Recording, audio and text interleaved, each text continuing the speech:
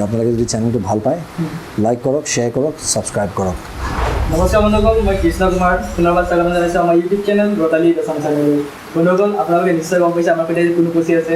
আমাৰ সৈতে উপস্থিত আছে ড্ৰেছিং, হেণ্ডচাম আৰু ফিটনেছ কি বুলি কওঁ আৰু ফিটনেছ পাৰ্চন, অসমৰ ফিল্ম ইণ্ডাষ্ট্ৰীৰ আটাইতকৈ ফিটনেছ ব্যক্তি ৰবি শৰ্মা দা। আপোনাক আমাৰ ইউটিউব চেনেলত স্বাগতম জনাইছোঁ। Thank U. ত' আমি দাদাক বেছি কুৱেশ্যন নুসুধোঁ। আপোনাৰ বায়'গ্ৰাফি বুলি ক'বলৈ গ'লেতো আপোনাৰ সকলোৱে গম পায়। আমি উইকিপিডিয়া চাৰ্চ কৰিলে আমি গম পাম। বা মই কৈ দিওঁ, আপোনাৰ ৰবিদাৰ জন্ম 19 ছেপ্টেম্বৰত হৈছিলে আৰু ৰবিদাৰ পঢ়া শুনা DAV Dayanand Anglo Vedic school আৰু ফেকাল্টি হাই স্কুলত আপুনি হয়তো স্কুলিং কৰিলোঁ মেট্ৰিকলৈকে। কটন কলেজত আপুনি হায়াৰ ছেকেণ্ডেৰী আৰু আৰ্য বিদ্যাপীঠত আপুনি হাই ডিগ্ৰী কৰিলে।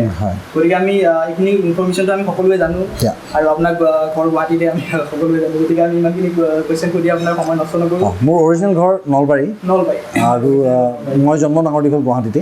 এতিয়া আমাৰ পুৰণা ঘৰ বুলিবলৈ নলবাৰীত আছে। আৰু উইকিপিডিয়াতে আমি সকলোবোৰ ইনফৰ্মেশ্যন পায়েই যাওঁ। অলপ ভুল অলপ শুদ্ধ পোৱা যায়। এতিয়া বাৰু হৈ থাকে এনেকুৱা, চবৰে অলপমান মিষ্টেক কিবা এটা থাকে তাত।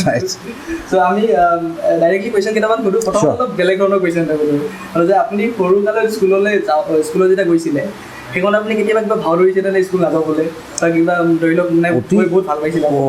মানে কি অতি স্বাভাৱিকতে প্ৰত্যেকটা ল'ৰা ছোৱালী স্কুল গৈ বেয়া পায়, কিন্তু আমাৰ নিচিনা ল'ৰা ছোৱালী যিয়ে ঘৰত উৎপাতটো খুলি কৰিব নোৱাৰোঁ তাৰ কাৰণে স্কুলখন বঢ়িয়া জেগা। গতিকে মই স্কুল সময়তকৈ আগে গৈ যাব ভাল পাওঁ।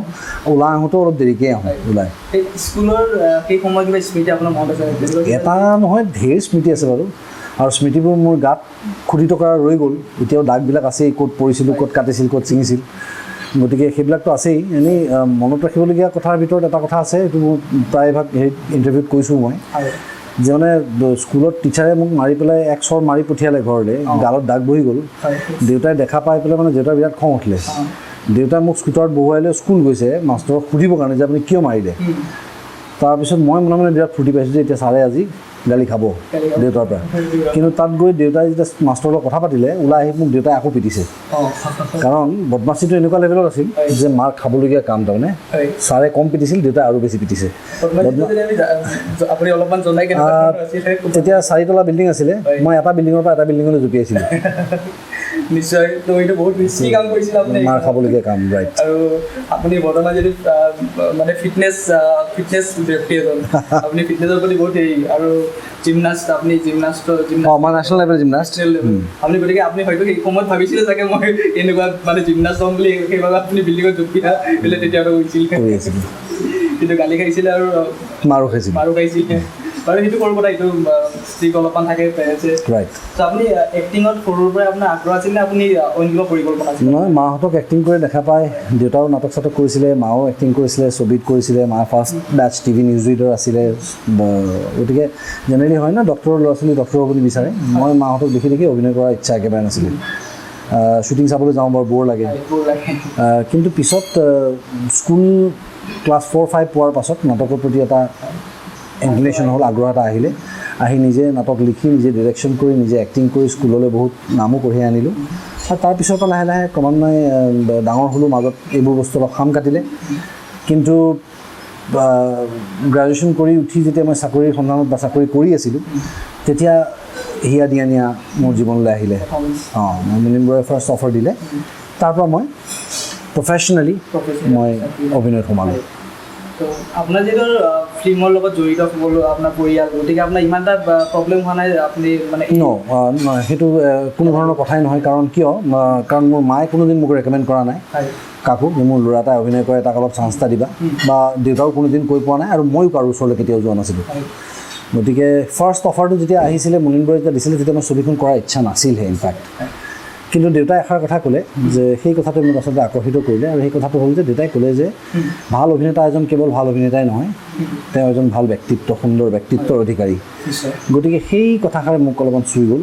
আৰু ডাঙৰ ডাঙৰ পাৰ্চনেলিটিজ, ডাঙৰ ডাঙৰ ব্যক্তিত্ব যেনে অমিতাভ বচ্চন, শ্বাহৰুখ খান, এইবিলাক ইমান প্ৰেজেণ্টেবল মানুহ। তেওঁলোক এনেই যিকোনো সময়ত যাৰে তাৰ কথা ক'বলৈ সাজু, কোনো ভয় নাই, কোনো সংকোচ নাই, কনফিডেণ্ট, আত্মবিশ্বাসী, সাংঘাতিক। গতিকে সেই বস্তুটোৱে মোক আকৰ্ষণ কৰিলে। গতিকে মই ভাবিলোঁ যে নিজকে ট্ৰেইন কৰিবলৈ অভিনয়ৰ ক্ষেত্ৰখনতকৈ আৰু সুন্দৰ ক্ষেত্ৰ একো হ'ব নোৱাৰে। গতিকে তেতিয়া মই অভিনয়লৈ আহিলোঁ। আপুনি অসমীয়া ফিল্ম জগতৰ আটাইতকৈ one of the fittest person বুলি ক'ব পাৰি, one of the fittest person, fittest ব্যক্তি আপুনি। গতিকে আপুনি ফিটনেছৰ প্ৰতি কেতিয়াৰ পৰা আপুনি আকৰ্ষিত কেতিয়াৰ পৰা হ'ল আপুনি, কেতিয়াৰ পৰা আপুনি ষ্টাৰ্ট কৰিছিল? মই একচুৱেলি ক্লাছ 5-6 মানৰ পৰাই মই জিমনাষ্টিক্স কৰোঁ। জিমনাষ্ট আছিলোঁ, নেশ্যনেল লেভেলত জিমনাষ্টিক খেলিছোঁ, এথলেটিক্স খেলিছোঁ, পাৱাৰ লিফটিং কৰিছোঁ, আৰ্ম ৰেচলিং কৰিছোঁ, মাৰ্চেল আৰ্ট কৰিছোঁ, কাৰাটে, টাইকৱনডো, জুডো। আপুনি কাৰাটে ব্লেক বেল্ট চাগে? মই অফিচিয়েল ব্লেক বেল্ট পাইছোঁ, হয়। আৰু বাকী মাৰ্চেল আৰ্টবিলাক প্ৰেক্টিছ চলি আছিলে। গতিকে মই স্পৰ্টছৰ লগত একদম আৰম্ভণিৰ পৰাই মই জড়িত। আচলতে বেচিকেলি মোৰ আত্মাটো, মোৰ মনটো আচলতে স্পৰ্টছমেন। গতিকে I believe in youth power.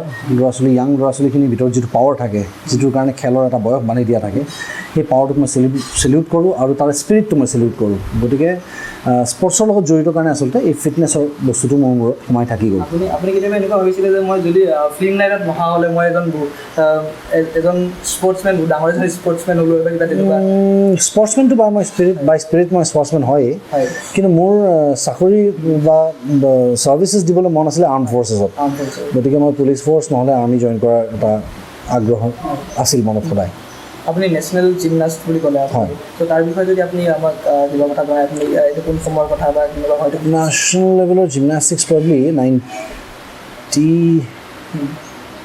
88-89-90 এনেকুৱা সময় হ'ব। তেতিয়া মই 100% জিমনাষ্টিক্সেই কৰি আছিলোঁ। গতিকে সেই ধৰণৰ এটা তেতিয়াৰ পৰা আমাৰ এচিভমেণ্ট। কিন্তু সেইখিনি সময়ত আমাৰ অসমত সা সুবিধাবিলাক ইমান কম আছিলে যে আমাৰ কাৰণে গৈ কেৱল পাৰ্টিচিপেট কৰা, ইয়াৰ পৰা অসম টীমত চিলেক্ট হৈ পেলাই নেশ্যনেল লেভেল যোৱাটোৱে ডাঙৰ কথা আছিলে। গতিকে আমি তাতে পজিশ্যন পোৱা নাই নেশ্যনেল লেভেলত, কিন্তু আমি ৰিপ্ৰেজেণ্ট কৰিছোঁ। গতিকে সেইটোৱে আমাৰ কাৰণে বৰ গৌৰৱৰ কথা।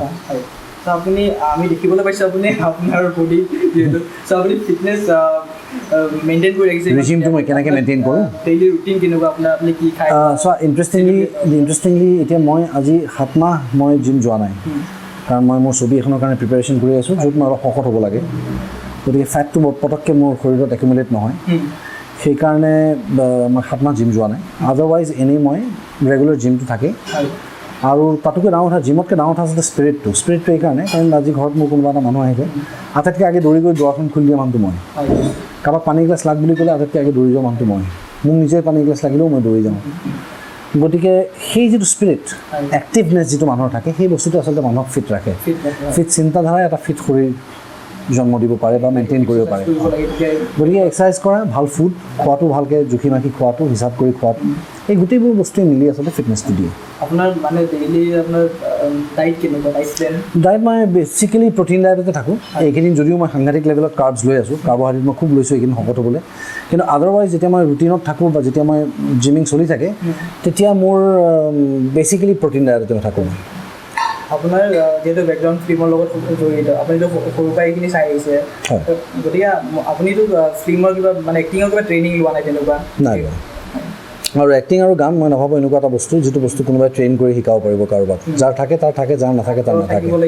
অকল আগ্ৰহেই নহয়, এইটো ইনবিল্ট আহিব লাগিব, জেনেটিক্স লেভেলত থাকিব লাগিব, আণ্ডাৰষ্টেণ্ডিং থাকিব লাগিব। এইটো এটা টেলেণ্ট হয়, গতিকে এইটো নাৰ্চাৰ কৰিব নোৱাৰি। আপুনি যদি ক'লে আপোনাৰ প্ৰথমখন ফিল্ম হিয়া দিয়া নাই, আমি সকলোৱে জানো। তাৰপিছত নায়ক আহিলে, তাৰপিছত ইমান মৰম কিয় লাগে, বা বাৰুদ আহিলে, মন বাৰুদ, আমি অসমীয়া, ইমান মৰম কিয় লাগে, জীৱন তৃষ্ণা, টকা দুটাৰ ঘৰ জোৱাই। সেই ফিল্মকেইখনত কিবা ঘটা তেনেকুৱা স্মৃতি তেনেকুৱা আছে নে আপোনাৰ, যি আপুনি আজি শ্বেয়াৰ কৰিব পাৰে? ঘটনা ঘটিয়ে থাকে, হাঁহি উঠা বা কিবা তেনেকুৱা কমেডি বা কিবা এনেকুৱা থাকিব পাৰে, ঘটনা ধেৰ ঘটি থাকে। এইবিলাক ক'বলৈ দিলে কেতিয়াবা মনত নপৰেহে ইনফেক্ট। কিন্তু এনেই প্ৰথম ফিল্মত হিয়া দিয়া নিয়াৰ যদি আপুনি তাৰ কিবা স্মৃতি আমাক কয়? হিয়া দিয়া নিয়াৰ স্মৃতি, হাঁহি উঠা স্মৃতি একো নাই, ভয় লগা স্মৃতিহে আছে। কাৰণ প্ৰথম ছবি যিহেতু খুব সাৱধানে কৰিবলগীয়া হৈছিল, খুব এটেণ্টিভলি কৰিবলগীয়া হৈছিল, খুব চিনচিয়াৰলি কৰিবলগীয়া হৈছিল। আৰু ডাঙৰ ডাঙৰ অভিনেত্ৰী তেওঁলোকৰ লগত কাম কৰাৰ সুযোগ পালোঁ প্ৰথম ছবিখন। নিপন গোস্বামী আছিলে, যতীন বৰা আছিলে, আৰু ডাঙৰ ডাঙৰ অভিনেত্ৰীসকল আছিলে। তেওঁলোক অভিজ্ঞ মোতকৈ বহুত বেছি। তেওঁলোকৰ কাম কৰোঁতে যথেষ্ট ছিৰিয়াছলিয়ে কৰিলোঁ। তাত হাঁহি উঠা ঘটনা তেনেকুৱা বুলিবলৈ খুব কম। আৰু ইণ্টাৰেষ্টিংলি গোটেই ছবিখনত মোৰ NG খুব কম, মানে নট গুড শ্বট খুব কম।